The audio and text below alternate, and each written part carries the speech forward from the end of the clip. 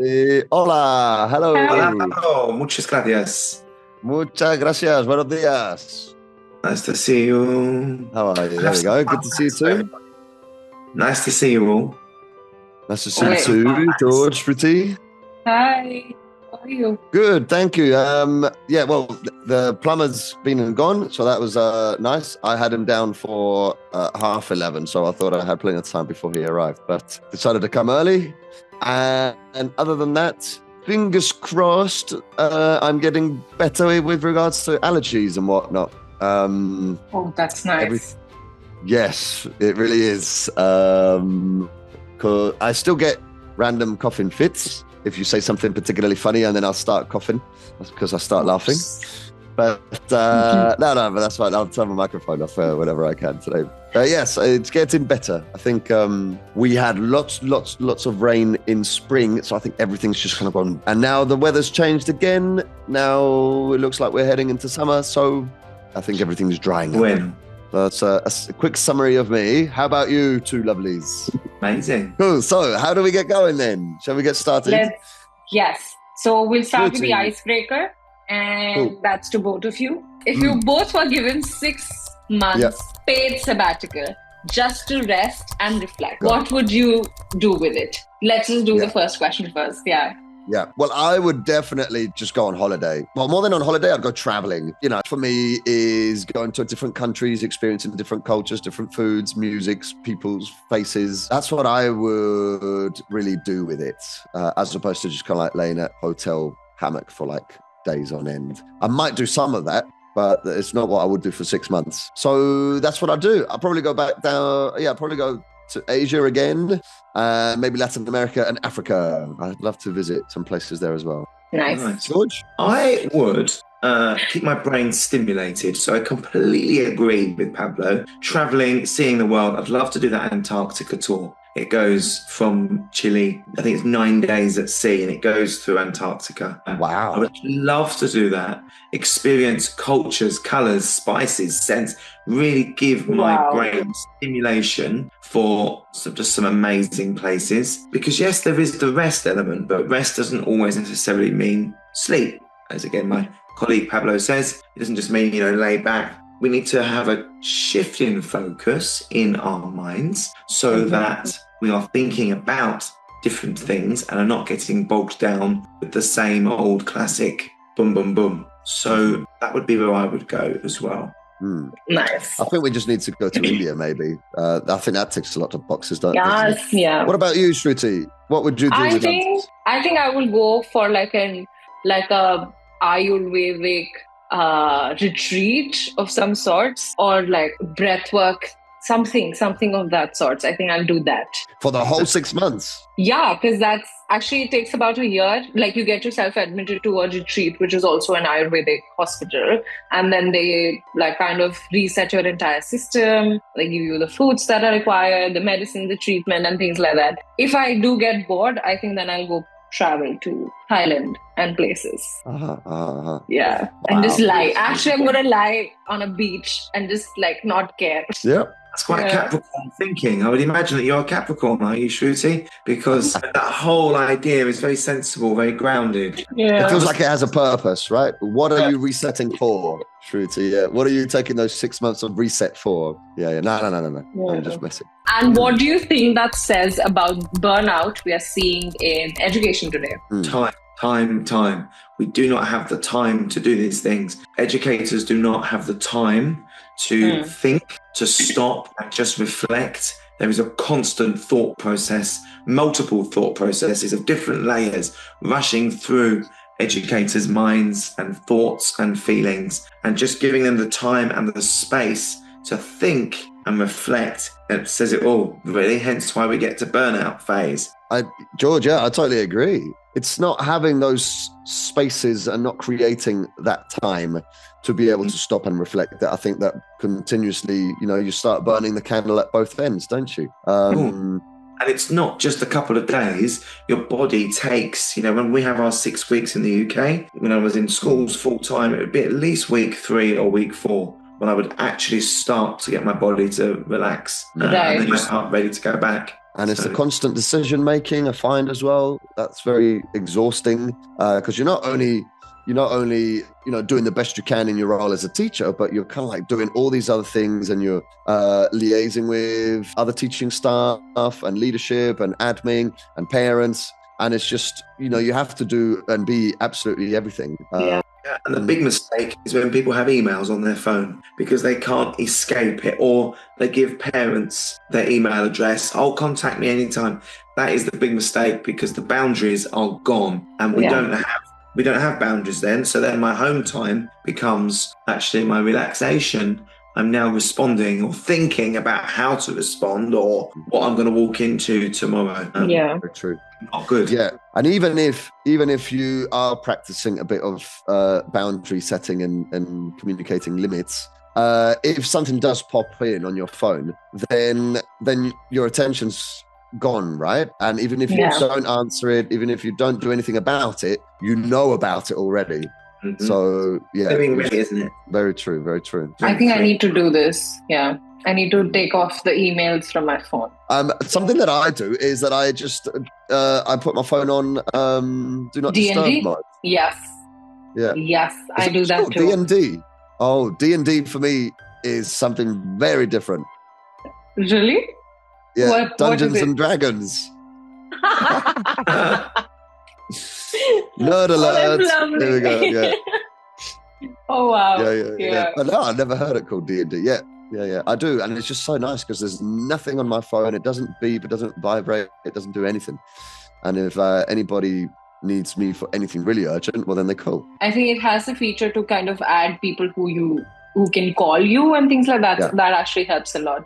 That and also keeping your phone on a sleep mode wherein you don't get notification past like 8 or 9 in the night till the time you wake up. That's good. Yeah, and you can filter, can't you? Do not disturb. You can, so you can. My mum needs to get hold of me. I always panic that she'll need me and I won't be available. Mm-hmm. You can add her in your favorites and then go about it.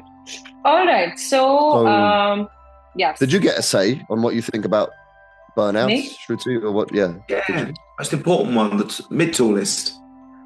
That's true. I think a lot of, including me,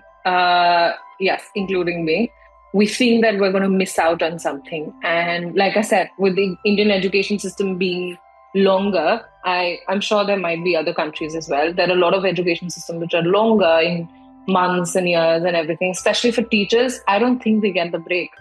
And like you said, George, it takes about 2 to 3 weeks to get into it and probably not think about work. By the time that is done, it's already the beginning of the year. So burnout, I think it cannot be prevented in just one vacation or something. It needs to be like a constant habit, what you do every day. For example, on a Sunday, you're not looking at your phone, or you're not looking at your work phone, or you're not looking at your laptop or notebook or things like that. Yeah. You're just going ahead and then probably go out on your lawn or just go out, head to a park somewhere, or if you have kids, enjoy with them. Something of that sort, something that disconnects you, even a day in a week actually will prevent, I wouldn't say completely dismiss, but I think it will prevent the burnout is what I think. Mm-hmm. I agree, Shruti. I think it'll, at the very least, it will help you pace yourself for those longer periods of time where you need those spaces and you need that time to kind of like look inwardly, really, and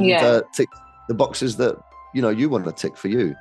Right. I plan my Monday where I have busy back to back. I've got to visit a school. I've got to do this. Then my week is thrown completely. Whereas today it's nice. I've jumped on a call with you guys. I've got some admin I've got to do today. I'm going to have nice and steady. I've been to the gym. I've done my thing. Yeah. My week will be much better now this week because the scheduling is so much better. Yeah. True. I agree. And I think, if you're an entrepreneur, you can often do that with your time and your timetable. If you're full-time teaching, your teaching hours are what they are. So you need to kind of like work around, you need to fit a life around those working hours, right? Yeah. It's really tough. I hear people. I take my hat off to them as well. Definitely. And I think taking care of your mental health is not luxurious as it is shown on the internet.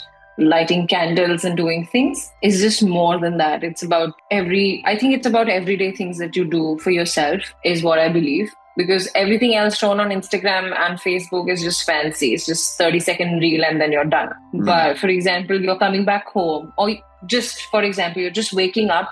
Instead of looking at the phone, go out, maybe hear some birds, see some greens. Oh, yes. Yeah, that is so important to regulate your nervous system. People don't realize what they're doing as soon as they start checking their phone in the morning. It's a big dopamine hit and it's not good. Very untrue. And you hear, don't you, people say, oh my gosh, I haven't got time. Well, we need to make time. What is it we're so busy for? What is it that's filling our time? We can choose what makes us busy, and we need to get onto that and put ourselves as priority. Sorry, Pablo, you were about to say something. Interrupted you, sorry. No, not at all. A number of things. What you were just saying, I think everybody has 24 hours in a day, right? Nobody has more than that I know of. So it's about choices and it's about prioritizing. And part of it should be, in my opinion at least, and I think it's what we're sharing here, oneself, whatever that is. And something that you could do, which links to what Shruti was saying in the morning, is breathing exercises. I wake up and I do have my drink that I think I've shared on here already before. My ginger and celery drink. And whilst I'm having the first cups of that, I do some breathing exercises, and I ask Alexa to play some piano music. And because I live in the city, so not a lot of birds, unfortunately, and greens. So, but definitely that gives you enough time. It gives me enough time to start my morning, as it were. And I think the key here is consciousness or awareness. Like, fine if it's candles and a hot bath, because you've seen that on Instagram. If that does it for you, then great. But do it consciously. Like, feel yourself relaxing, feel your muscles losing tension. Like, just put awareness and consciousness towards whatever it is that you do for yourself. Yeah. Thank you for adding that. Sleep. Sorry, Shruti, we've gone off a tangent now. But getting sleep as well, burning that candle at both ends.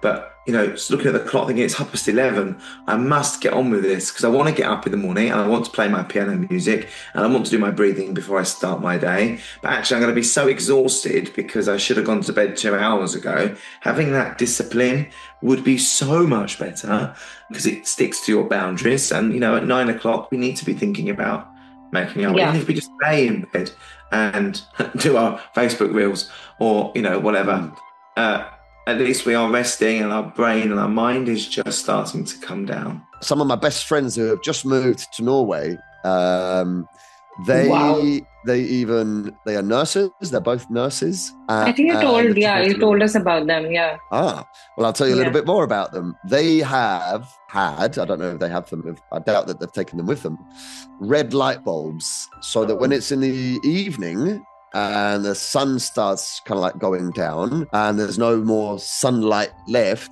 instead of having like normal light bulbs like you would, they have these red light bulbs. Ideally they'd be able to explain this, but it's so that your body naturally starts producing or starts getting into that sort of mode of, okay, well, sun's down, now it's time to go to sleep because there's nothing else that we can do with no light. So they take it to that level as well. Great. That's beautiful.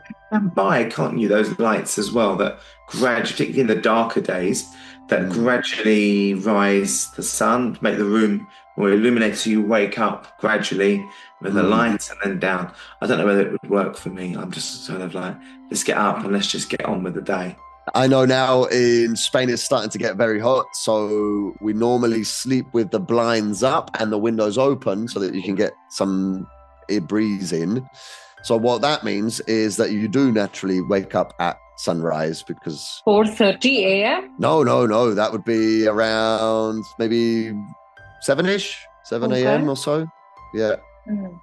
I think that's sunrise, more or less. Maybe sometime between 6:30 and 7. Now we've got really long days. It's probably the sun. I don't know what time sundown is, but at least 9:30. So you don't get that many hours of. You get lots of hours of sunlight.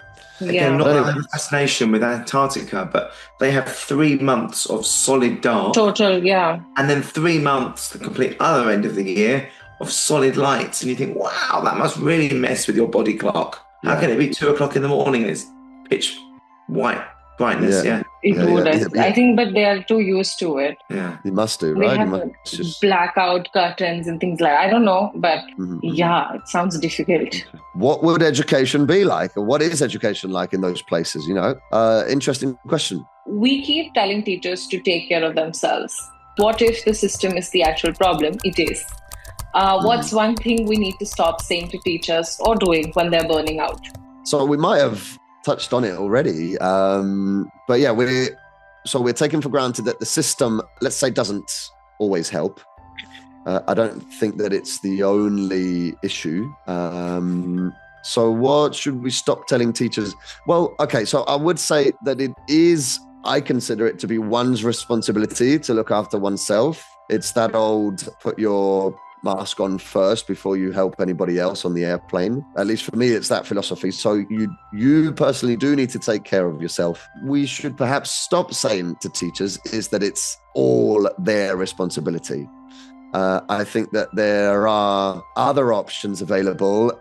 Sharing with another colleague, like your own well-being doesn't have to be isolated to just you. You can share with other people, go to mental health professionals or go to well-being professionals, share that responsibility so that it doesn't feel like something else that you have to do and that you're solely responsible for. Talk to people, absolutely, and engage and absolutely be open about your thoughts and feelings. And we should be creating the cultures where in this staff room it is allowed, in this workspace it is allowed, it's good to talk and encourage that, and here's some time to do that. And start the meeting with 10 minutes of just talking. I do that with the children sometimes as well. When they come in the morning, sometimes there's an activity on the board, but I'll put a question up, decide between you the best way, how would you dress if you were going to Antarctica? And then there's a conversational talk, and then they start talking about, well, actually, I went to a party last week, and it just gets them talking, because we don't teach children to talk. We just expect them to do it. And we have outcome written all of the time, when actually oracy and talking is so, so powerful and important. And at first they were like, why are we doing this? where's the worksheets? And then they soon learn that actually the power of just talking.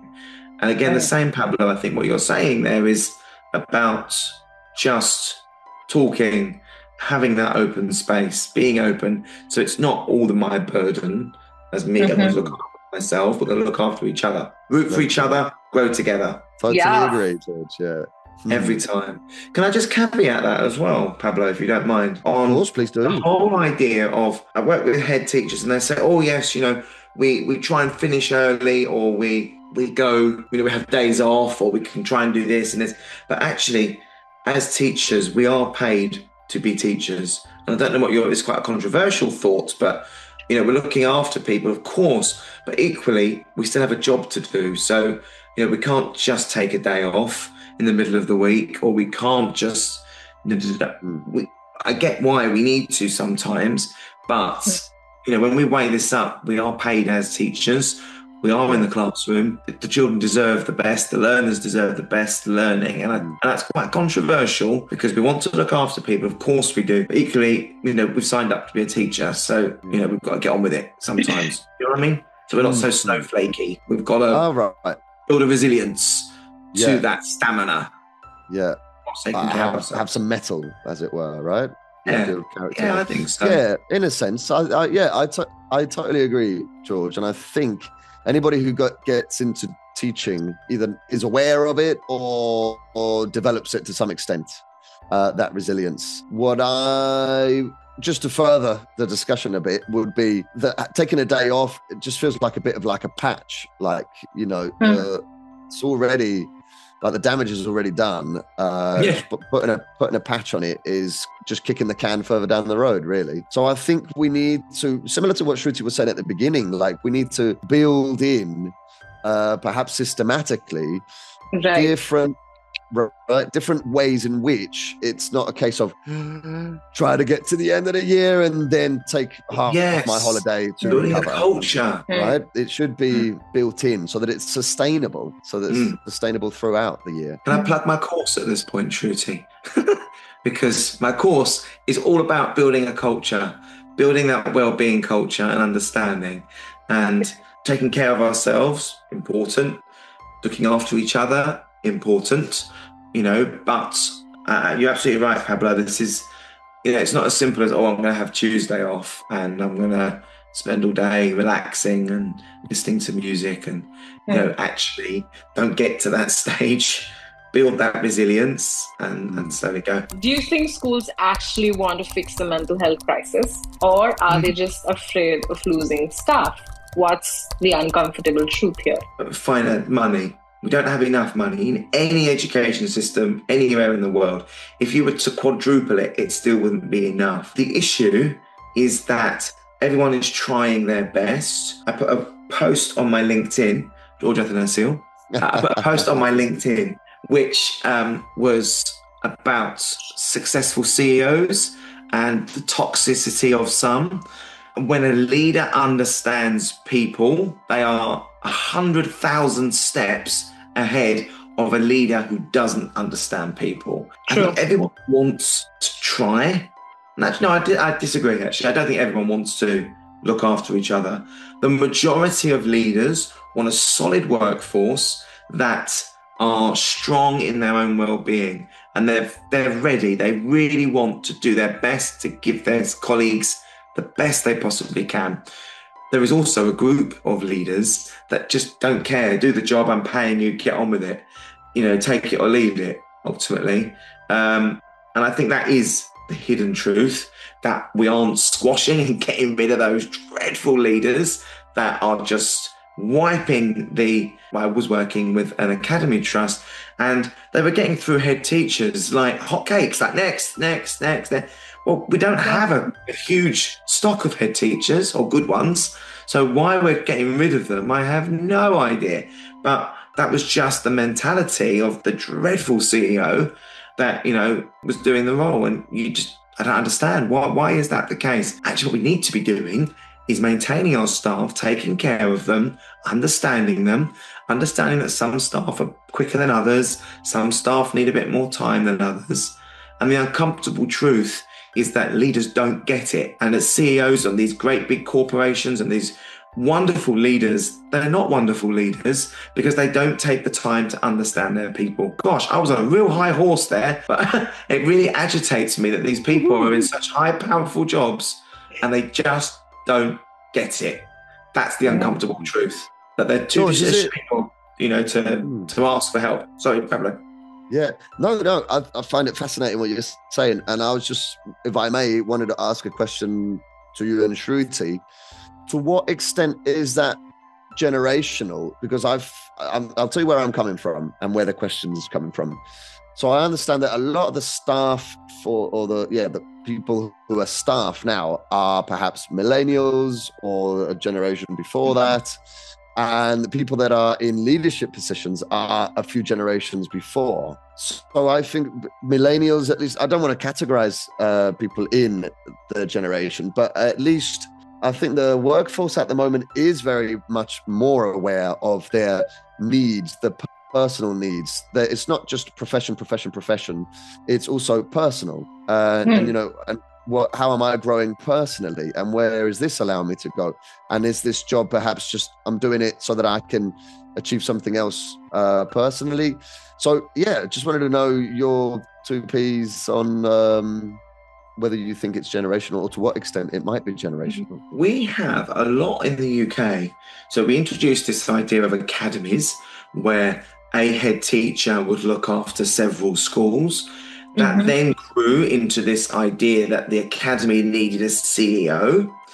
And we had loads of these CEOs that had no training, just a lot of great experience and great ideas and ambition and drive. They then resumed these positions of CEOs, and they are now coming to retirement, and we're losing some fantastic leaders purely for retirement. They're going. The generation that are coming through, this is very generalized, don't have necessarily that experience. They're taking the roles too soon, and therefore, because they're naturally the next fit. There's very little training. They're quite an odd species, and that's not disrespect for odd species, but they're a species that have just evolved. Suddenly they're having to think very business-like. But these are educators. We are trained as educators. We're not trained in financial understanding. We're not trained in, human resources and so on and so forth. And I think that is the same, Pablo. Generationally, you've got teachers that are going into the profession straight from college, but we need to fill deputy head positions. We need to fill assistant principals. We need to fill these roles. And so you think, well, actually, let's put them in the role and we'll just kind of hope for the best and we'll hold their hands and we'll look after them, which I don't know if that's answering your question or not, but we're then putting the wrong people into the roles because there's no other choice, generally. And that might be international as well. Yeah, what I'll take from that, George, is the lack of training. That's certainly something that I can relate to. Something that I've got my eyes sort of set on. Lack of training for leadership positions and for management and managerial positions, because what happens a lot of the time is that you train to be an educator and that's where your heart is and you're a very good educator, and because you're a very good educator, somebody says, oh, well, why don't you step up and start managing a team of educators or go into management, right? Yeah. Exactly. And there's a lot of transferable skills, but there's a lot of other skills that we've not experienced, we've not been trained in. So that's what I'll take from that. Very true. Again, on my LinkedIn, I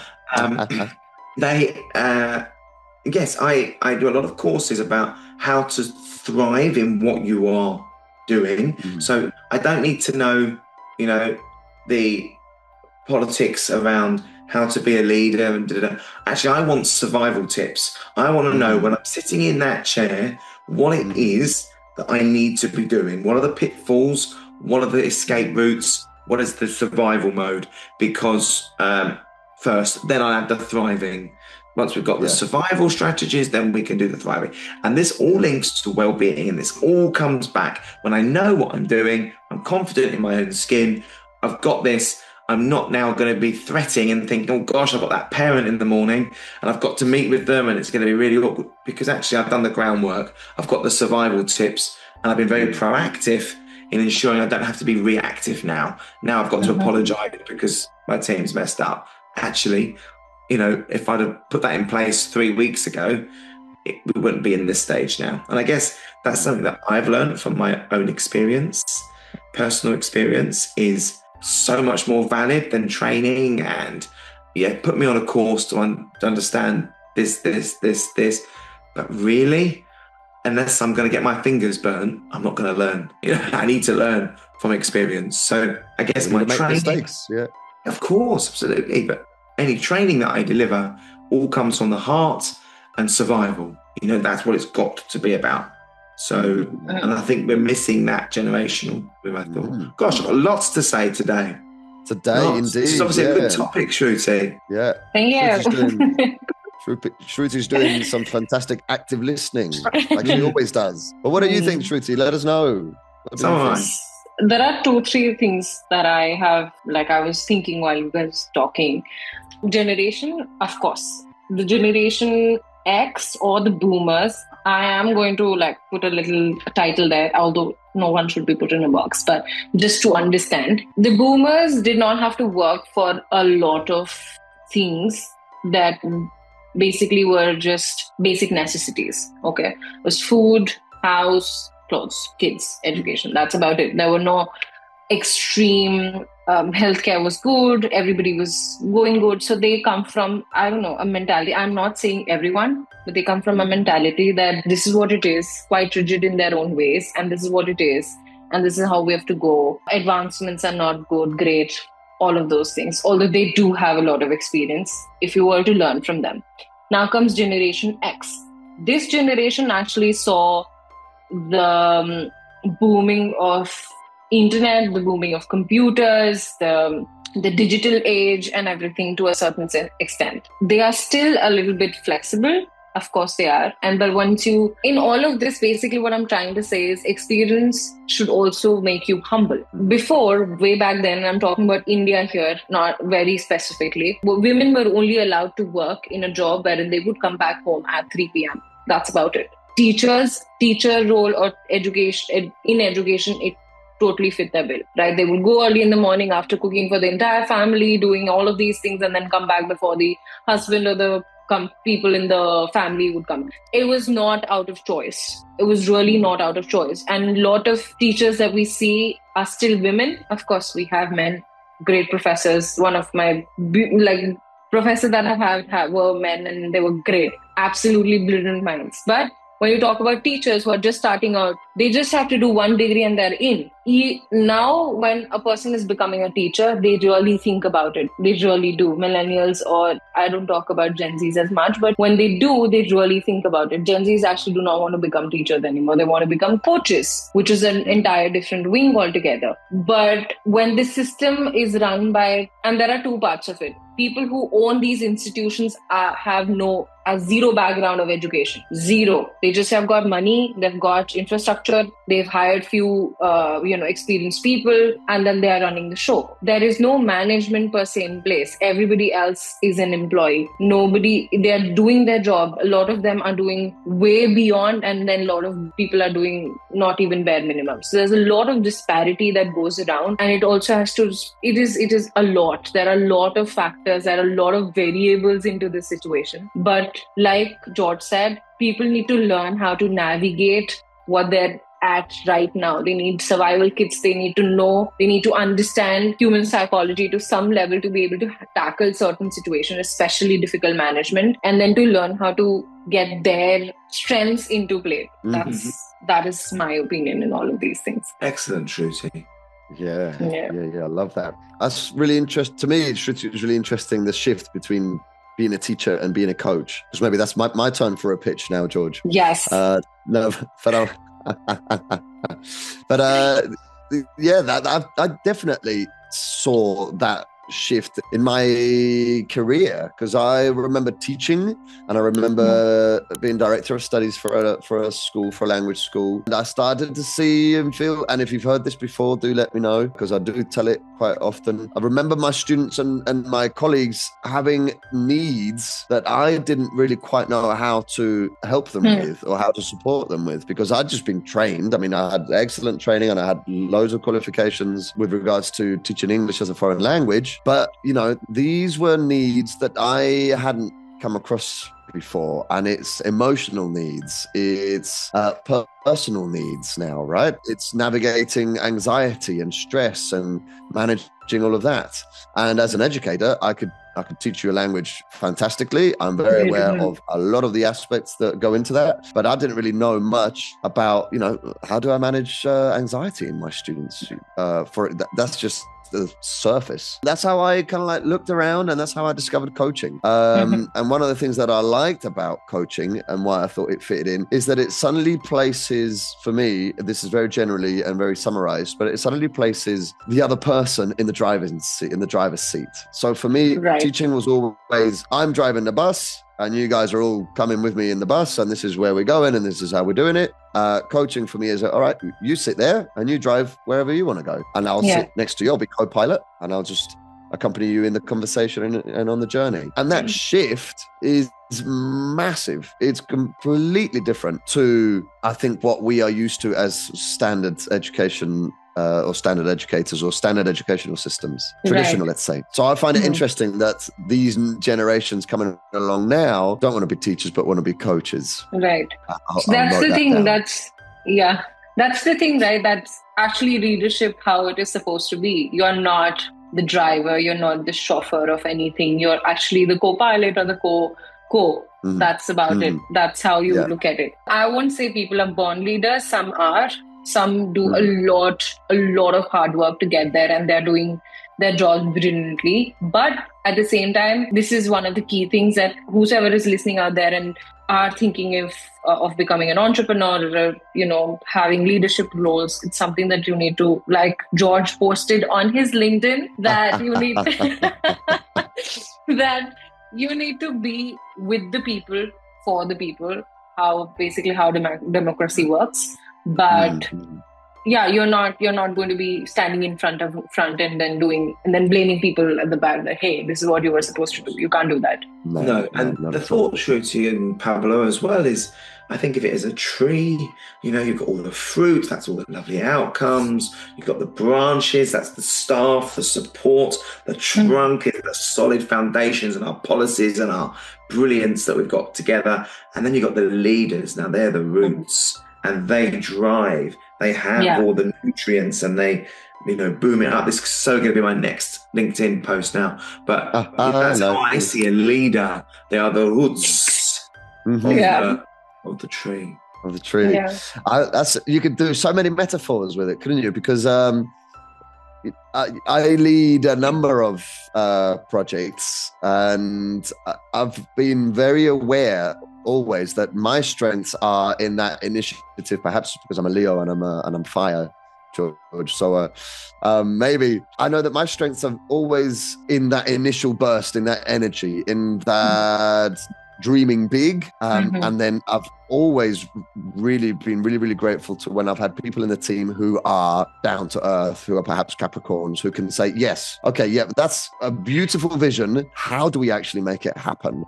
Yes, and think about this. And as leaders, I think we have to be open to that sort of relationship that, yes, you know where your strengths are, like you were saying, George, like really amplify those and really make use of the team that you have to make up a variety of strengths. So I totally agree with you. You can no longer just kind of like drive forward and just expect everybody else to follow and to cover for you. You can be the nutrient, you can be the roots with all the nutrients, you can be co-pilot with the map and saying, okay, I know we want to get to Antarctica. How we get there is completely up to the rest of the team, but this is where Viking River Cruises, they go. Viking River Cruises, they get you there. Other brands available. There we go. So we've kind of gone into leadership here, but there is a specific leadership style, which is a coaching leader.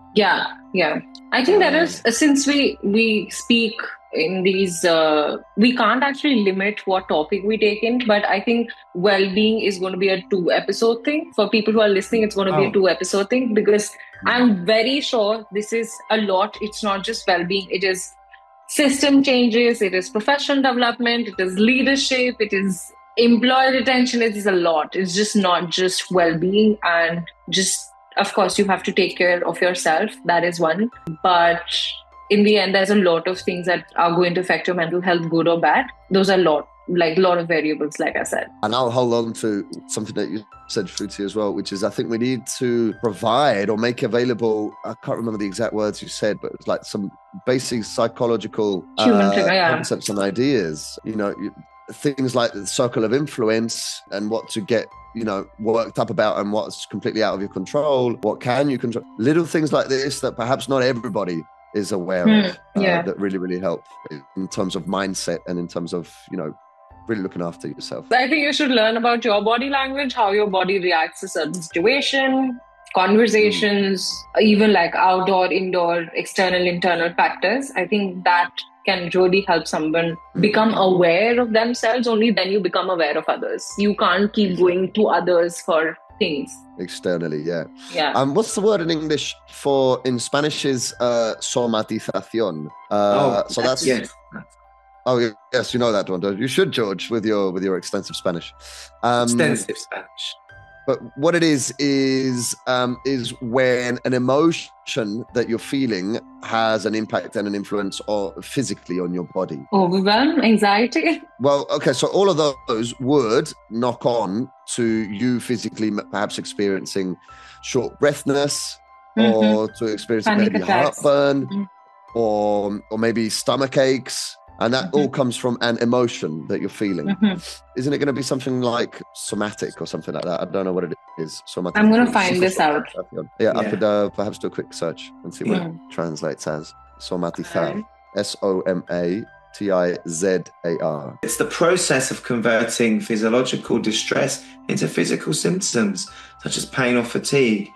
In other words, mental or emotional problems, manifestation. Is it like a manifestation? It manifests and it in your body, right? So just being aware of that, or being aware of, like, if you've got a sore throat, where's that coming from? Not speaking your truth, for example, you know, or what are you not saying? What are you not saying that's or if you're having problems like digestively, well, what are you swallowing from work? What are you not saying? No, thank you. What are you just taking on? So just being aware of little things like that, it might lead you in a direction that helps you to do something about it. Funnily enough, yesterday I learned about chakras, about my own chakras. Okay. And I have chronic tonsillitis. Chronic. It's bad. Okay. Every other month with changes of weather or something like that, it put me on bed rest.